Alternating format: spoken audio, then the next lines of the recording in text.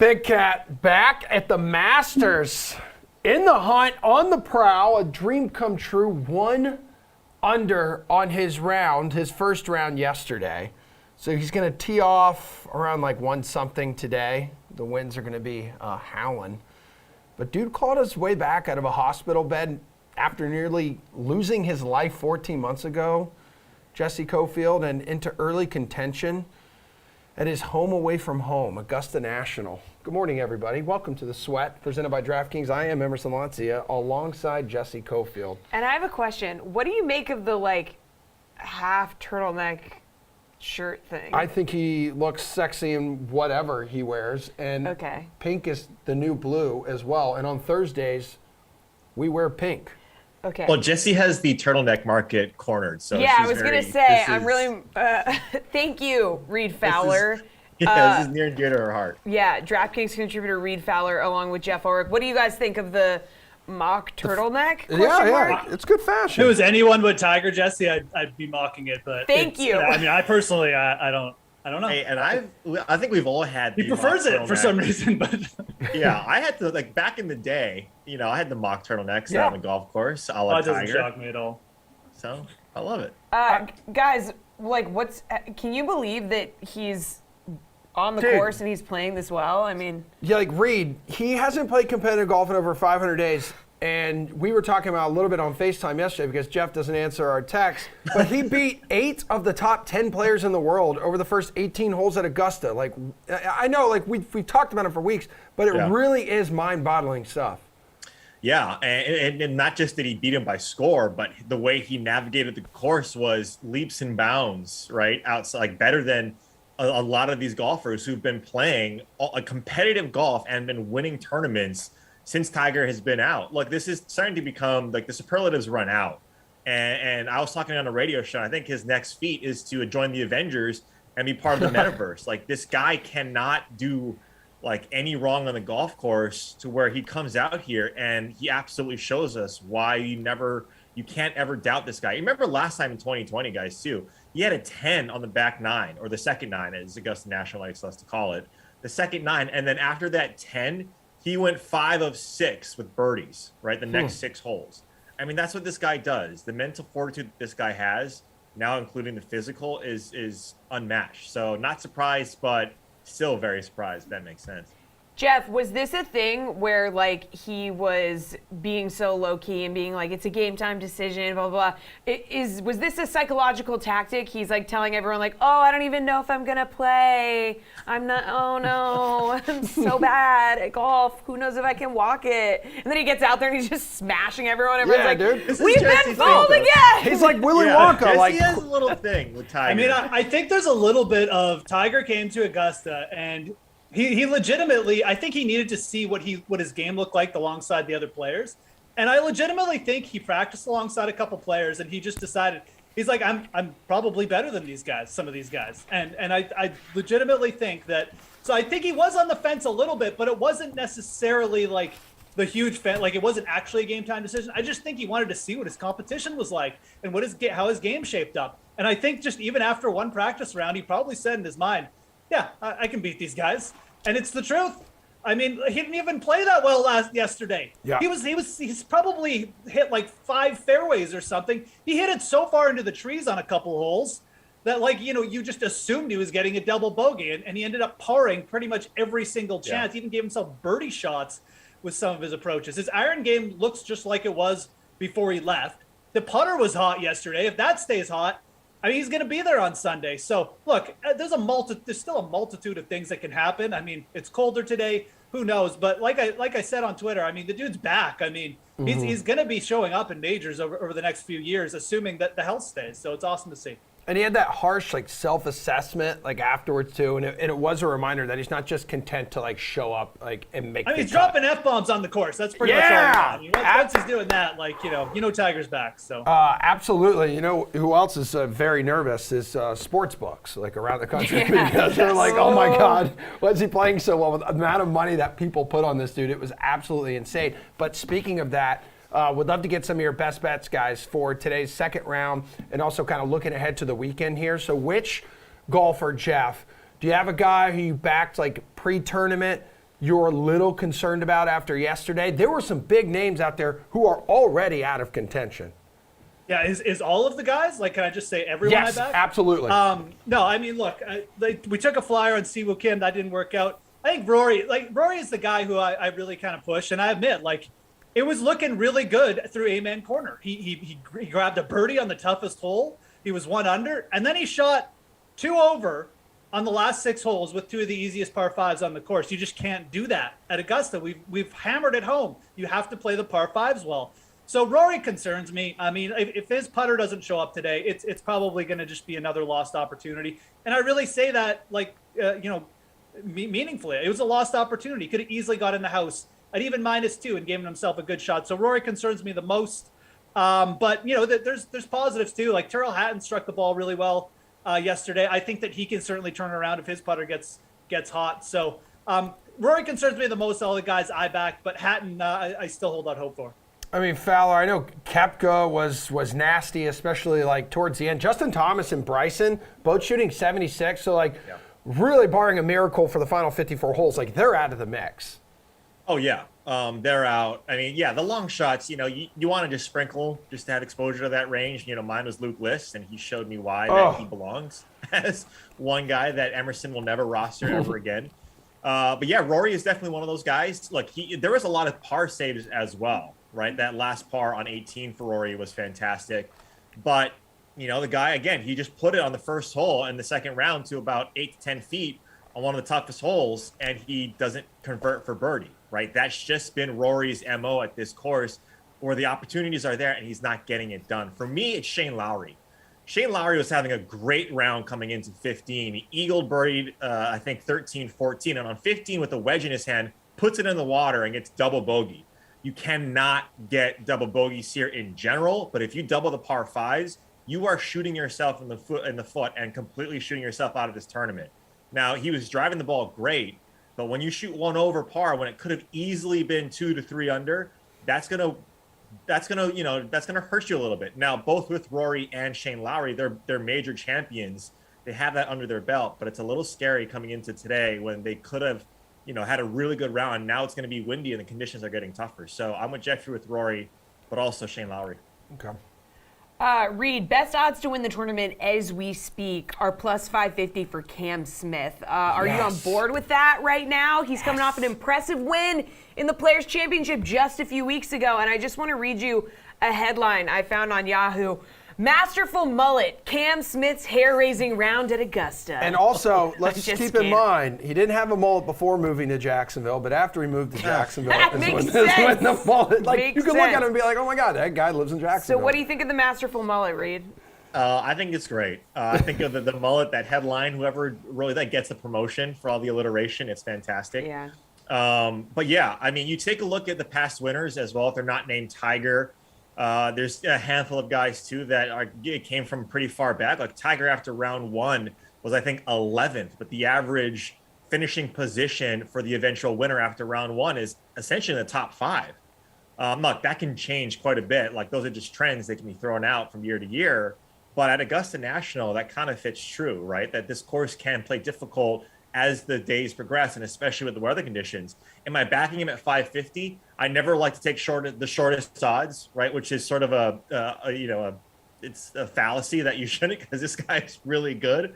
If he putts the way he did, yesterday, and he keeps on continuing to hit his irons the way he did, it's going to be tough for anybody to beat Cam Smith by the way he's playing. Having said that, I think there's some guys that are a little bit deeper in odds, like Patrick Cantley, who we'll get to in a little bit, that I really like. But yeah, Cam Smith's playing fantastic. And let's keep in mind, too, he started his round with a double and then ended his round with a double as well. So, if he could just escape with pars on those couple holes. Yeah, and Right. those are the 2 hardest driving holes, too, right, Emerson? And that's what he can't, that's the weakest part of his game is his driver. That's the only thing that's going to hold him back. He said he was like, I think 1 in 18 was obviously really frustrating. Yeah, we know. Jeff, the first sentence of this article reads, "The breeze blew in from the south, strong enough to straighten the yellow flag on the 18th green. And there, holding the lead in the Masters, stood Cam Smith, his glorious mullet whipping like a car dealer's American flag." Is Fabio on the cover of this book? Dude, I want you to narrate my life. Fabio with a stallion. the deserves cover a of this Pulitzer, article. man. I mean, look, yeah, Cam Smith is unique in a lot of ways. He's unique to the modern game. He's not one of these, homegrown talents who just had a robotic swing and made his way up junior. He struggled for a little bit at first. He popped up with the top 5 at the U.S. Open way back in 2015, struggled, didn't know, like going between Australia and the States, finally made the move here. And he's just flourished ever since he's committed. And it's really cool to see because he gets it done in different ways. Reed mentioned the driver. It's still the weakest part of his game. He's a little bit longer than people think, but yeah, I mean, it won't. I think he's going to be there on Sunday. His short game and his putting and his wedges just give him a chance at this course, as long as he doesn't get in too much trouble off the tee. But we even saw with Tiger, that can be made up. So are you going to bet him at plus 550 right now? No. If we're talking about the odds on the DraftKings Sportsbook, you just can't take that short of odds. There's too many quality names behind him. I'd probably look further down to a guy like Neiman at plus 1,400. Reed mentioned Cantlay. I do not hate that either. You can even go further down to Hatton. But, I expect Cam Smith is going to be there. From a value perspective, though, if you're not on him yet, you might as well wait and see if some of these guys could catch him and you can at least get like to plus 1,000 or something. Mm-hmm. All right, Reed, what's the best bet on the board right now at the Masters now that the tournament is into the second round? What do you think? Yeah, I think it's Patrick Cantlay at plus 1,100. To see him there at 4 digits, right? That's something. Look, he parred the first 2 holes. Not burning the par 5 is going to hurt you, like I mentioned. But this guy, remember when Tiger won on the back 9? Patrick Cantlay held the lead, the outright lead for a split second. We know what this guy can do. It's been quiet for Patrick Cantlay. Quiet, in the early seasons, but he almost beat a Scotty Scheffler at the Waste Management. We'd be thinking a lot differently about Cantlay, even though he's one of the best guys tee to green so far this season. So at 1,100, plus 1,100, give me Patrick Cantlay. Yeah, now plus 1,200. By the way, guys, since 2005, every winner except for 2 have been in the top 10 after round 1. I mean, Cantlay is one of those guys, Reed. Jeff, what's your best bet right now, rest of the way? Yeah, I'll definitely back the Cantlay, idea. I think that's, you look at the top of the board, he's really quality. We know he can beat good fields. He just nails too. He's a great competitor. So plus 1,200, I don't even think those are necessarily too short. I think you can also think about, if you want to go further down, Daniel Berger and Tyrrell Hatton, sitting there around plus 3,000. Obviously the odds are fluctuating as we're talking, around plus 3,000, plus 3,500. I think they're still in it. And I think both those guys have shown, like they've shown very good quality play throughout the start of the year. So I think they're in it. They have a chance. If their putter gets hot, absolutely they can make up some ground. I'll throw out one other bet. The top 20 odds are still live on the DraftKings Sportsbook. Sergio Garcia, plus 105. This dude has not made a cut at Augusta since he won in 2017. He's playing pretty good right now. He's basically in the top 20. Yep. You're getting plus money to take it. I think if Sergio gets his cut and gets that monkey off his back, you're going to see him play well and play well over the weekend, and he's doing that right now. So plus money on Sergio, top 20, I'd take that. Okay, yeah. I think he's 100 down his round through 4. Interesting. All right, good stuff, guys. We love opening the show with a little Masters talk. talk. Yes. Tom, producer Tom here, Reed, had slacked us and said, where is Reed's praise for me for adding a Masters segment on a Friday?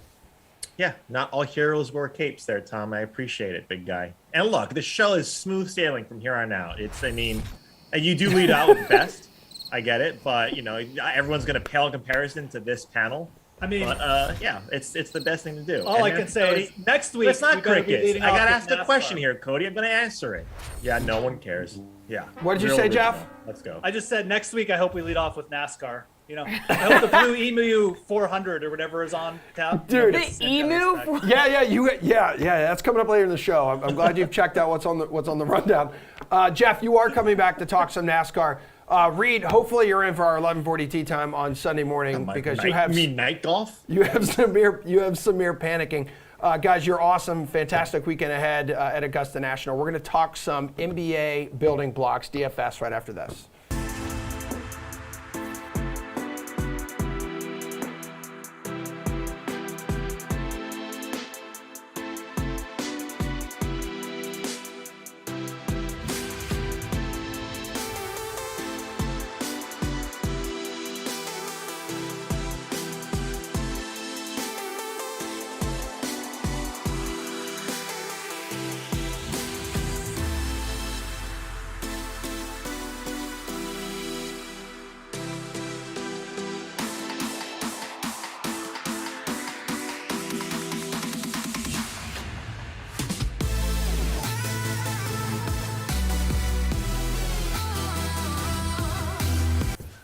All right, Jaylen Brown, nice little triple dub last night for the Celtics in a loss against Milwaukee. So the Bucks defeating the Celtics last night means that Milwaukee is back into the East 2 seed. The 1 seed has been clinched by Miami. I believe it's the fourth time in franchise history that they've done that. And now Boston's 3, Philly's 4. You got a potentially complicated tiebreaker scenario that could unfold between the Celtics and the Bucks. I mean, just Google it if you're that interested in it, because it's very difficult and I can't even wrap my brain around it. We won't attempt to explain it. A lot of big words. We do have DraftKings contributor Jeff Pratt here. We're going to talk NBA building blocks, but last night, let's talk about this before we get into it. Nikola Jokic starting his own club, right? He became the first player in NBA history with 2,000 points, 1,000 rebounds, and 500 assists in a season. Wow, dude is legendary. Jeff, just give this man the MVP now, because when he's not on the floor, Denver's the worst team in the league, right? Yeah, he tweeted it. Absolutely. I mean, that you guys wrapped up his case pretty simply. I mean, he's the first one to put up those numbers in NBA history, and the Nuggets are, as you said, Jesse, the worst team in the league, or at least one of them when he's not on the floor. The same just can't be said for the Bucks without Giannis and the Sixers without Embiid. So this guy is clearly the most valuable player to his team, and he's the only reason they're in the playoffs and not way down in the lottery. So definitely give Jokic the MVP at this point. All right, dude. As for tonight, need your favorite DFS plays. So we got a 9-game NBA slate. There's just 3 days left in the regular season here, dude. Who do you want to build around at center? How much money do you want to spend? I don't want to spend that much money at center, actually. It's impossible to ignore what Jalen Horde has done in an expanded role for Oklahoma City. He's played 36-plus minutes in 3 of his last 4 games and has racked up 39 or more fantasy points in each of those contests, including a huge 61-point outing against the Trailblazers on Tuesday. Tonight, he gets to face off against the Lakers. I've been picking on the Lakers all season, and they've completely packed it in after being eliminated from the playoff hunt. LeBron and AD are all sitting, which really doesn't matter much because Los Angeles was abysmal defensively with them. But this game's going to be a complete dumpster fire. You still have to like what you see from Horde from a DFS standpoint, especially at 5,600, considering his usage rate has risen over 20% in back-to-back games. Okay. All right, Jeff, let's talk forwards. Who are you building your lineup around at this position? Oh, no. Jeff, we lost your audio. No! You're You're back. You're Don't back. panic. You're back. Don't You're panic. back. Okay, in 3, 2, 1. And scene. I'm so sorry, Who's a guys. forward Yes. worth building your lineup around, Jeff? If you're paying all the way up for someone tonight, it should be Kevin Durant at 11.6K. At this stage in the season, it's really hard to keep track of who's going to play key minutes, who's going to rest or see minimal playing time. But the Nets absolutely have something to play for, which means KD's likely going to see 37-plus minutes, as he has over his last 5 games. Over that stretch, he's also racked up 70-plus DK fantasy points 3 times. He's coming off a 30-point triple-double heading into this one. And what we've seen is the Nets really struggle without him. I mean, they had to climb back down 20-plus points against the Knicks on Wednesday. Every time I watch Brooklyn play, I like their chances of making actual noise in the playoffs less and less. That being said, one thing's for sure, and it's that they'll go as far as Kevin Durant can carry them. I expect another huge night from him in an important matchup against the Cavs. All right, dude, hook me up with a guard who has building block potential. Yeah, if you want to pay up for a guard tonight, there are plenty of solid options at the top of the board. You're getting guaranteed production in Luka Doncic. Trae Young has been in excellent form recently, but I actually want to quickly go back to that putrid Thunder-Lakers matchup because there's only one reason you should be watching this game tonight, and that is a 6-foot man who has the most beautiful hook shot we've seen since Kareem. I'm not joking. I'm talking about Xavier Simpson, who made headlines multiple times throughout the G League season for regularly hitting these crazy hook shots over bigger defenders. He's gotten a chance to play in the NBA recently and has actually been pretty productive, racking up 26-plus DK fantasy points in each of his 2 games. He's also played 39-plus minutes in each of those contests, so it's not like the Thunder are just giving him a small chance. They're throwing him out there for most of the game. At 3,900, he's absolutely worth a look tonight. Bro, and because of that hook shot, his nickname is Captain Hook. It's pretty sweet. Is it? Is it really? I Yeah, didn't know no, that. That's yeah, awesome. I have confirmation here on the internet, which never lies. Emerson just made that up. No, I'm just kidding. I also love I'm Peter just kidding. Pan, you know? Yeah, so let's go from DFS to Sportsbook to wrap this thing up. So what's your favorite bet on the DK Sportsbook in the NBA tonight? I like the Hawks to cover the 1.5 point spread against Miami tonight. The Heat just locked up the number 1 seed in the East after the Celtics lost last night and the Bucks won, and therefore don't have anything to play for over their last 2 games. While no stars are currently listed on the injury report, I'd expect guys like Jimmy Butler, Tyler Hero, and Bam Adebayo to play very limited minutes today if they suit up at all. That opens the door for Atlanta, who absolutely have a lot to play for. They currently sit at 10th in the East and are fighting to get into that first play-in matchup so they don't have to win 2 straight games just to get into the playoffs. The Hawks are also playing pretty solid basketball as of late. They've covered this spread in 6 of their last 7 games, and they should cruise against a Heat team that just doesn't have that much to play for tonight. Dude, how great would it be if, since the Heat are a 1 seed, Jeff, and then we see the Nets as an 8, and we see that in the first round? Like that Right. I'd be a little nervous if I'm Miami. That's all. I'd be very scared if I'm Miami because they struggle to score, and Yeah. the Nets are very poor defensively, but we know what they bring on the offensive side of the ball. So I'd be scared as a Heat fan. Okay. All right. Good stuff, dude. Great having you here. We are going to switch gears to hockey next. So, Hockey. Yeah. Exactly. Paul Bruno is rolling solo today, and he will join us right after this quick break.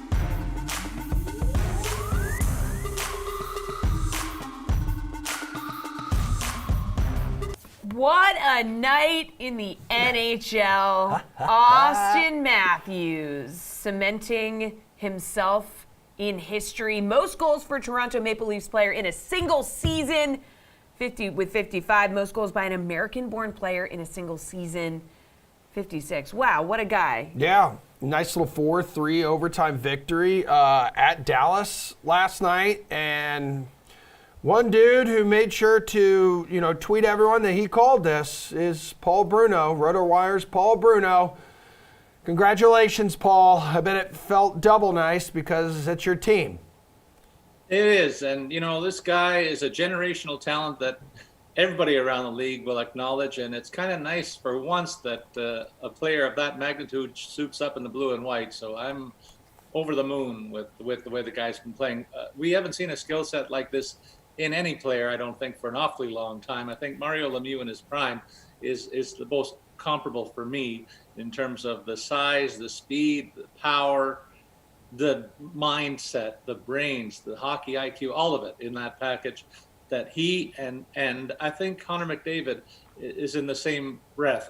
I think we're lucky to have both those guys playing right now, and I say enjoy them for what they are because we won't see their like for a long time. This guy is a real special talent. Yeah, on track to win his second consecutive Rocket Richard Trophy. Ooh, Yeah, should be good. All right, let's talk about tonight's slate. We got 5 games.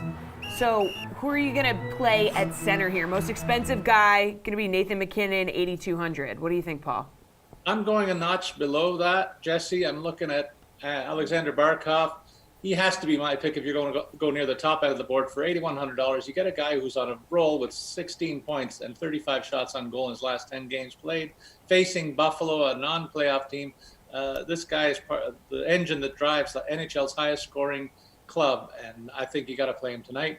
If you want to save a little money, though, there are a couple of other options if you go down the board. Sebastian Ajo, the number 1 guy for Carolina, the top team in the Metro Division, is having a very good season himself. Well, priced at only $6,300. This is a team that gets a ton of shots on goal. He's right in the middle of it most of the time. He's got 10 points in his last 10 starts, facing a New York Islanders team in a home start where the Hurricanes are very good and the Islanders, they're not very good by comparison. So that's a pretty awesome matchup. And then finally, I think there's going to be a real good game with Minnesota and St. Louis. And a guy who thrives in those tough, in the trenches affairs is Ryan O'Reilly, the center on the top line for the Blues.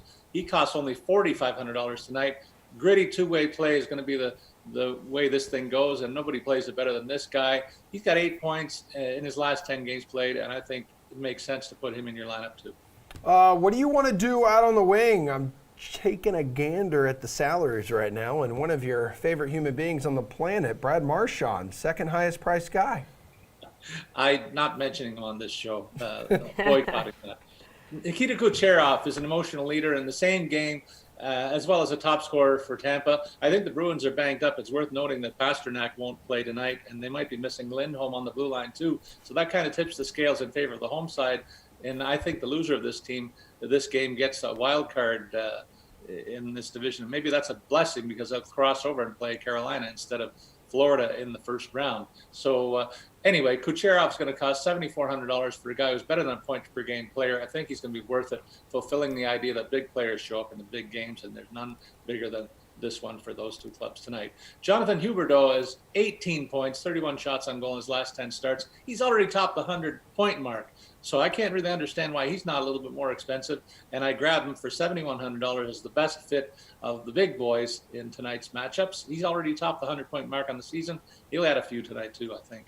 Cheap top six wingers are something you got to search for as well when you're paying up for the big boys. So I'm going to suggest Anthony Duclair at $4,200 or Carter Verhaeghe for $3,600 versus Buffalo are considerations will lower your average cost if you're paying up elsewhere, as I said. And also, depending on which side of the St. Louis-Minnesota game you're on, I'll give you one guy to think about for each club. Jordan Kyrou back in the fold for St. Louis, playing top 6 minutes, a real sniper at over the 30-goal mark already on the season, only $4,800. Meanwhile, Kevin Fiala has been the guy that's led this offense for stretches over the last couple of seasons, and he's really cheap too at $4,700. So depending on which team you like in this matchup, one of those two guys should be in your lineup as well. All right, talk to us about your favorite D-man available tonight, Paul. What do you think? Jared Spurgeon, Minnesota, Jesse. Anytime you get a power play quarterback in your lineup for sub $4,500 price tag, I don't hesitate. He's going to cost $4,100, so there's a bingo for me. I still like Devin Taves of Colorado, who has 8 points and 25 shots in his last 10 games. He's got 53 points on the season. Nobody's talking about him as one of the highest scoring defensemen in the league, costing only $5,100 in Winnipeg tonight against a very desperate Jets team. Panthers D-man Gustav Forsling for only $3,800 is somebody that's not among the top scoring D-men, but still a viable option because he's playing well in the last 10 games, playing a ton of minutes, got 6 points in that stretch, and this Florida club scores more than any other team. So when you got a guy who's playing over a third of each game, chances are he's going to run into a point somewhere. All right, let's send people off into the weekend with your favorite bet around the NHL for tonight. 5-game slate. 2 to consider. 1 is a parlay. A big game between Boston and Tampa with the news that the Bees will be, as I said, without Pasternak and possibly without Lindholm as well. The Bolts are my pick on the puck line, minus 1.5 for the plus 150 payout.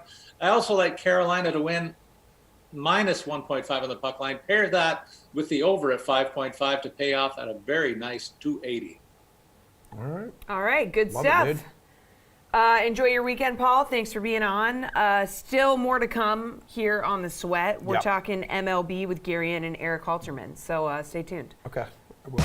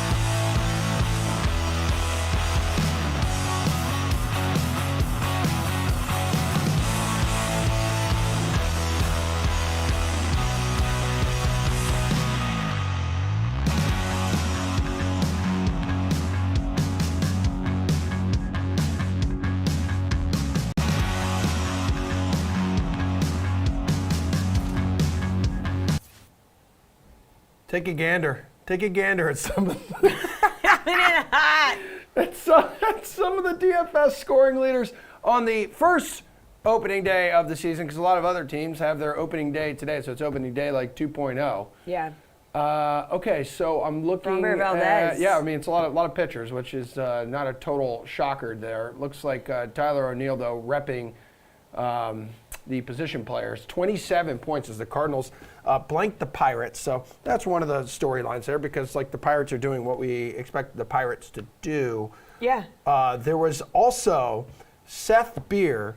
Oh, I saw this. Seth Beer with the walk-off home run against the Padres on National Beer Day, which is incredible. Do you get it? Because his last name is Beers. I do, and it's a good reminder to everyone out there to make sure you check before placing your bets what the national day of the year is on that specific day. So today, you're looking for guys with last name Empanada and Zoo to go off because it's National Empanada Day and Zoo Lovers Day. And then tomorrow, you're going to want to target Unicorn and Almond Cookie, guys with those last names. Okay, good luck finding somebody on the slate with a last name like that, right? DraftKings contributor Gary and Thorne and RotoWire's Eric Halterman, they are here to provide some insight into opening day 2.0. That's right. Gary, you're going to be targeting Chuck Zoo or Tommy Empanada tonight? I mean, does Mike Trout count? Like, can Yes. it be animal because it's National Zoo Day? Like zoology, it's the study of animals. That's Wow. actually huge. So maybe point. So maybe the Cubs, like the Tigers, something like that, Eric? A lot of animal team names, unfortunately. Yeah. That's most of the names. Yep, that is very true. Yeah, that works for me. Go for Tommy Marzipan tomorrow, I guess. But I'm Okay. not sure who today. Guys, not a lot of time to get in your MLB lineups for the early slate. So Now you got just an hour and a half. give people a quick pick for the 1 p.m. slate, Garion. Okay. Yeah, I'm going to go with Aaron Nola, who is $9,000 on the early slate. He checks two major boxes when we're talking about early April sort of prognostications. One, the matchup is just irrefutable. Oakland is going to be terrible this season. When you look at FanGraphs projections for the 2022 MLB regular season, they have Oakland at 4.07 runs per game. That is the lowest figure in all of baseball. No other team is below 4.34. That's how bad they are. And this lineup, which has already come out, is just disgusting. So I think that Aaron Nola is set up really well to take advantage of that. He's someone who's due for some positive regression anyway. Was much better than his surface numbers indicated last season. Excuse me.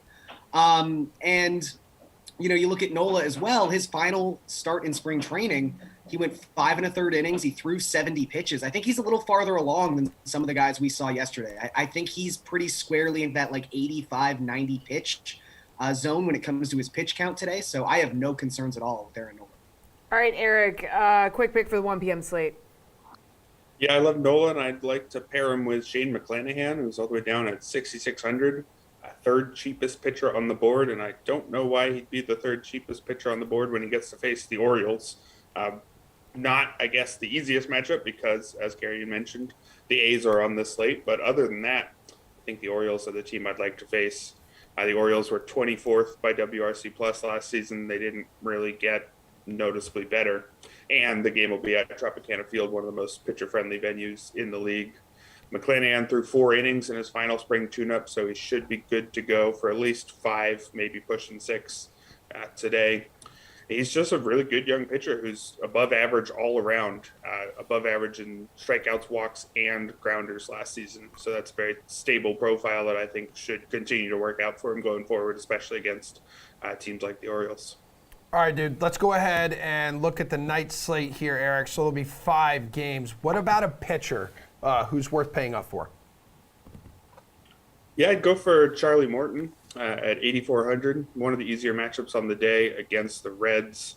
I said some negative things about the Reds on opening day, and they went and won. But hey, that's just one game. I don't think we're suddenly deciding that they have a very strong lineup. They do still have some pieces: Joey Votto, Jonathan India, Tommy Pham. But they also hit Aristides Aquino second in the lineup yesterday, which gives a sense of the number of quality pieces they have to work with after their off-season clear out. Morton had 4 2/3 innings in his final spring tune-up, so again, I think he should be good to go for at least 6 here. And he's very similar actually to McClanahan, apart from the age difference, in that he's just solid across the board. High 20% strikeout rate, 28.6 for him, with a walk rate that's better than league average, and a ground ball rate in the high 40s. So does everything you want. Had a 3.34 ERA that looked very deserved last season. I think he's could easily be closer to 9,000. I think 8,400 is a very solid price for him. Hey, Gare Bear, Max Scherzer, his hamstring passing the test, and he's facing his former team, their most expensive pitcher on that night slate, 10-2. Yeah, I'm still a little worried about paying more than like 10,000 for any pitcher this early in the season. Even a guy like Scherzer, I'm just not sure how much depth he's going to have in this game, especially coming off that injury. I think Morton is the guy, definitely. I think he's the number one option. You look at the Reds, a lot of what Eric was talking about, 100% true. And even though they had a good game, they scored 6 runs yesterday, they still finished that contest with a 34.2% strikeout rate. Like, they're going to be a team that we pick on all season long. Morton, 3.18 FIP last season, almost a 29% strikeout rate. He's just sort of the lowest guy in that top tier tonight when it comes to pricing, and I think that's a very advantageous spot to take advantage of. I will also say, despite it being a terrible matchup against the Blue Jays, John Gray is underpriced on this slate. John Gray was really good last season. He's not pitching for the Rockies anymore. He does not deserve to be the lowest priced pitcher on this slate. Will I have max exposure to John Gray against this Blue Jays lineup? No, I will not. But I think John Gray deserves to be thought of on this slate because, again, he should be more in that like mid-7, maybe even like low 8 range as opposed to $5,400. It's just disrespectful. All right, let's talk hitters over 5K. Garion, you can get Vladdy Jr. Against Gray for 5,900. Yes. Don't hate it. Anytime you can fit Vlad into a lineup, go ahead. But I think my number one target is Ozzy Alvey for this particular slate. Alvey was so good against left-handed pitching last season, had a 144 WRC plus. All of his power comes as a right-handed hitter, a 262 ISO last season. He's going up against a lefty who is making his 3rd career start. I just think this is such a Braves-centric matchup. There's a reason they are tied for the highest implied team total on this 5-game slate. I think Albies is just going to be in a really good spot tonight. And again, you really just want to be using him when he's going up against a southpaw. Eric, which hitter over 5K are you targeting? It is definitely Albies at number one. Just to reiterate how much better he is against lefties. Career 947 OPS versus them versus 751 for righties. So almost 200 points, and it was basically that same mark last year. He makes a lot more contact and hits the ball harder. So definitely get in on Albies whenever you're facing a southpaw. Raver San Martin, not at all scary. I also like Jared Walsh, to throw another name out there at 5,200. Platoon advantage against Jake Odorizzi. Definitely not a particularly scary pitcher on this slate. Walsh, I think he's for real. He emerged in that short 2020 season and basically backed it up over a full season last year. 29 homers, hit 277, barrels the ball well. A little bit of a strikeout problem, but not too bad.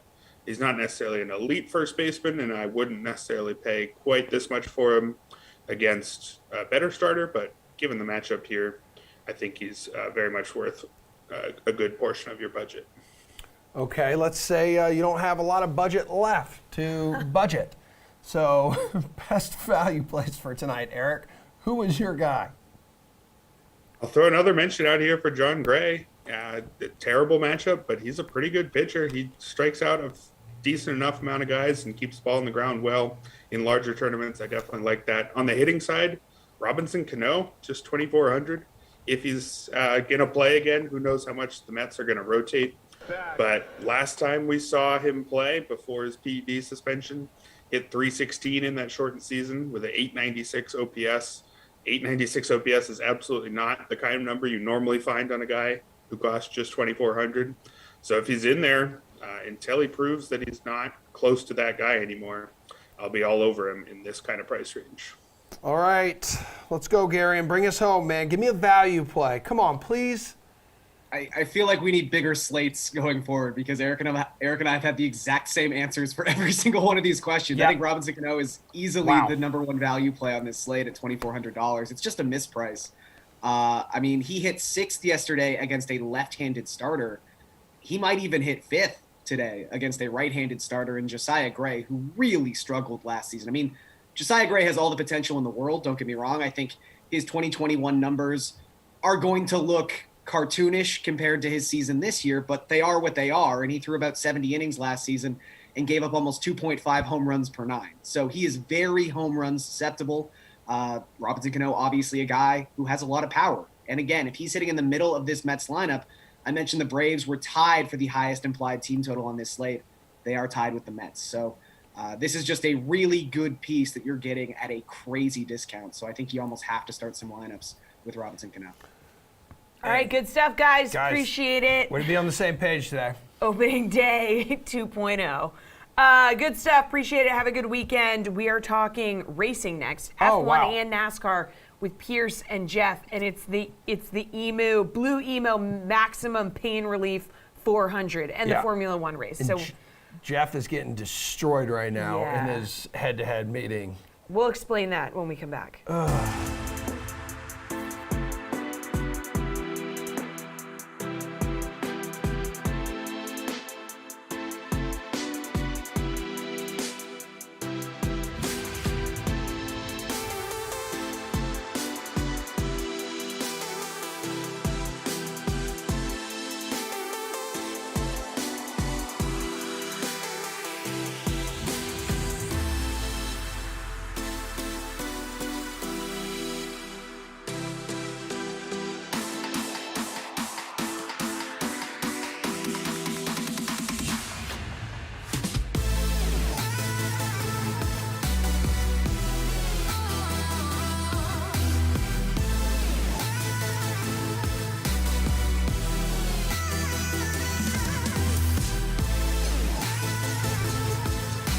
DraftKings contributors Jeff Ulrich and Pierce Dietrich are here to wrap up the show. Stop, don't, Dietrich. I screwed his name up earlier in the week, too. I just met him, so it's whatever. Yeah, Pierce has been a part of this show for many years. All right, we're talking NASCAR.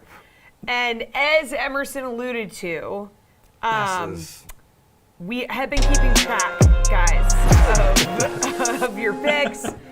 And Pierce is firmly in the lead with 273 DK fantasy points. Jeff, just behind him with 132. All right, so I was only explained the rules last week, and I've given Pierce. Look, it's a long season of racing ahead of us, Jesse. This NASCAR, I know they start with their best event for whatever reason. It's like the backward sport, but we got a lot of track to make up here. I've given Pierce a nice head start. I know the rules now. I firmly believe I'm going to make up a ton of points this week as my pick. Okay. Yeah, that's right. So those points we're keeping track of too, I believe, are only with the drivers you give us for your pick to win. So it's just one driver. It doesn't include F1. Just trying to make it easy for everybody at home to follow. Right. So as Jeff explained, he just figured that out. Yeah.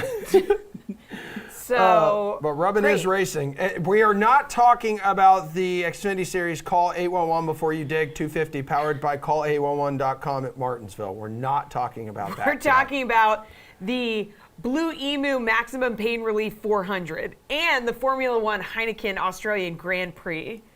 Let's start in NASCAR. Okay. Where Pierce's pick from last week, Martin Truex Jr., Pierce, highest salary at 11.5. Is he worth paying up for this week? I'll gladly do a points reset if we can change that graphic. When the producers said they needed pictures of us, I thought that, something better would be on there, but... Look at that guy. Oh, you don't think that... I don't know if they gave their best that day. Maybe a little... You guys could actually pay for the paint shop subscription. Oh my God! That is nightmarish. Yeah, I'm terrified. Thanks for that, producers. Yeah, you can pay for Martin Truex Jr. There's going to be 400 laps. If you look at previous races, no one is off the table because of their price. We've seen drivers score as many as 200 fantasy points at Martinsville. Typically, the lead driver is going to score over 100 points. That's 10x. Now, there are fewer laps in this race, but still 400 laps. That's like 180 fast laps, 100 laps led points. There's plenty of points on the board. And Truex is going to be the guy. The last time they had a true night race at Martinsville, he won in 2020. He's an excellent short flat track driver. He was excellent last week at the short flat track. Truex is absolutely can absolutely pay off his salary this weekend. All right, what do you want to do here, Jeff?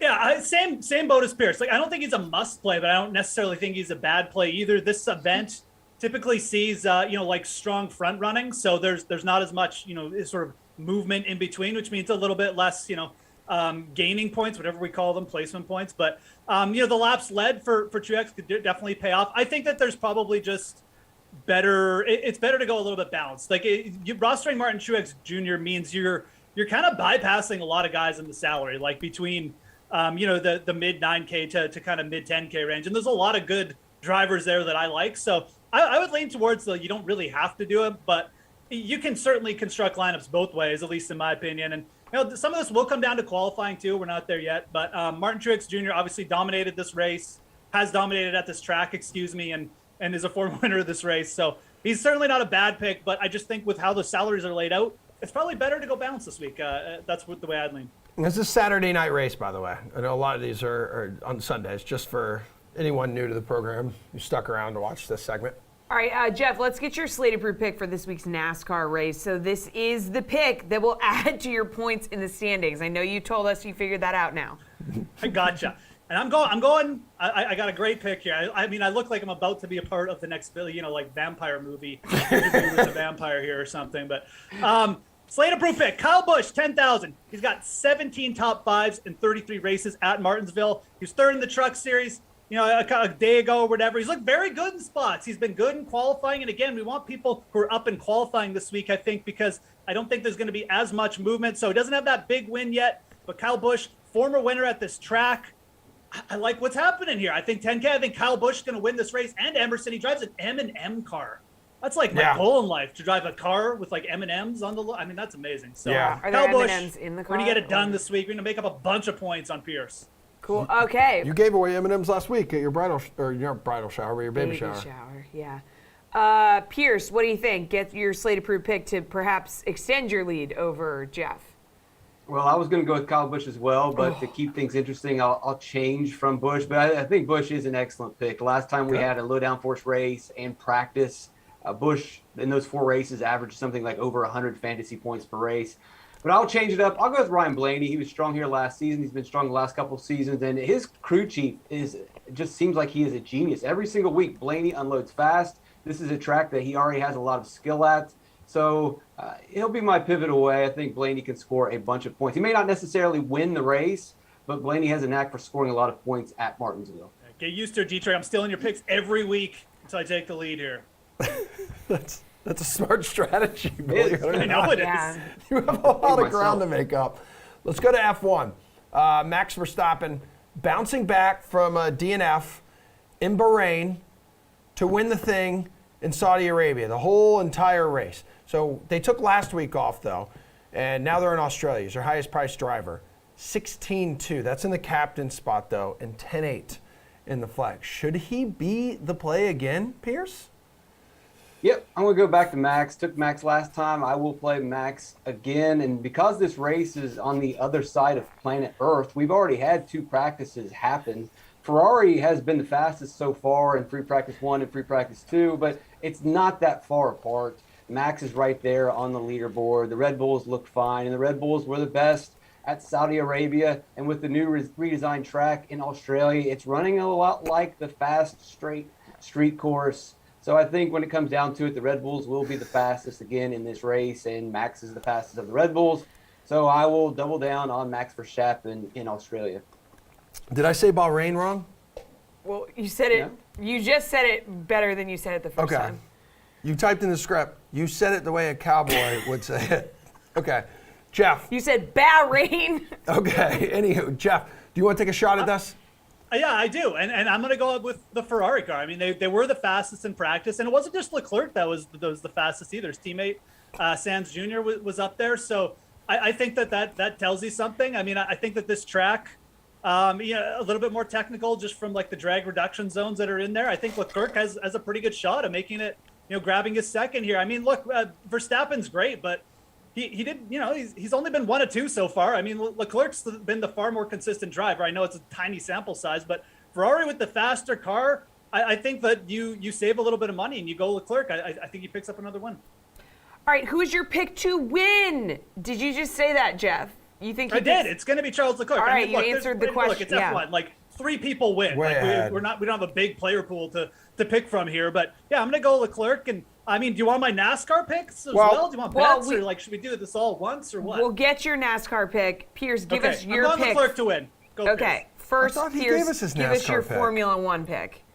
Yeah, we just did that. Max Verstappen. Yeah. It's like 2 people who win every week. Let's go to NASCAR. Yeah, I mean that is a good point that Jeff makes. In F1, there are really 3, maybe 4 cars that you can consider. NASCAR is different; the pool's wide open.